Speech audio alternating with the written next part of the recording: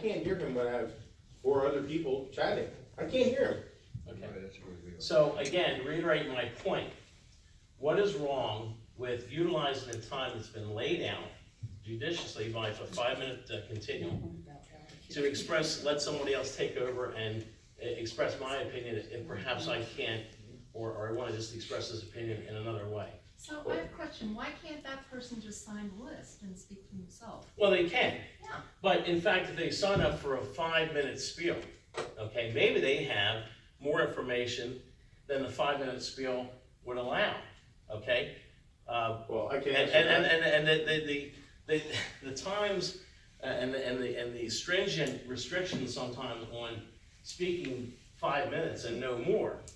Of course, again, I hate to bring it up, but my father, 80-some years old, you took him out in handcuffs, you cuffed him at the meeting. Well, me. Gosh, I don't, that's history. I mean, this is my time. But that's I not, appreciate it. but that's not fair for you to bring up Okay, to us. wait a minute, 1 second. I'm saying that in fact, the rule was being violated, and they let him, they put him in handcuffs. So, in the interest of being fair to the people, there's many people that can't articulate. I'm shy myself.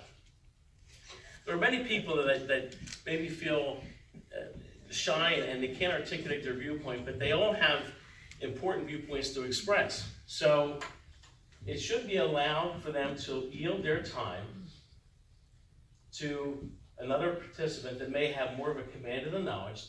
Isn't it your purpose to understand and digest the opinions of the people of this town in the most effective manner? Can I ask you a question? But, let me ask you, I'm asking you, is that in fact your goal?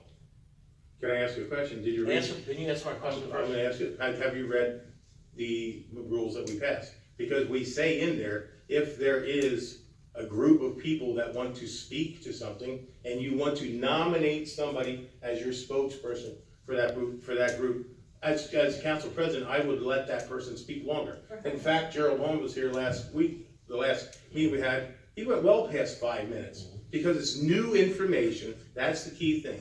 Because this is, if you're here to present new information, that's fine. But if we're just here to rehash the same comment that we've heard for 5 straight meetings, it's not new. Well, and I see your point, and that's a good point. We're here to get information. However, an individual citizen may not be a part of that contingent that realizes that this particular person is a spokesman for their point of view, so they should have the option of being able to say, well, I'd like to have citizen XYZ expound upon my point. That's a good option that you offer. However, I think they should also have, if they're not a part of that group, they should have the ability to express opinions and transfer some of that time. I just heard Mary Wickenheiser and a number of people say that it's important that we hear the viewpoints of the people. Is that right, Mary?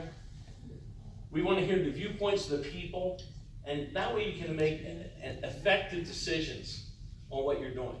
Communication is key. Sometimes people feel intimidated coming in front of this council.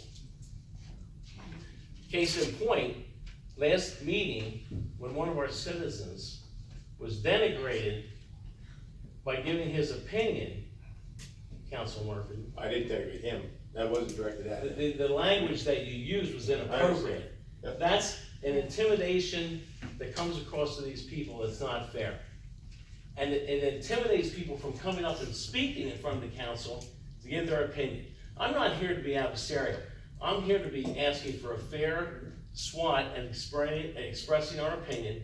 And I think by allowing somebody to yield a few minutes of their time is not unreasonable and should be accepted by the council to let their opinion get through.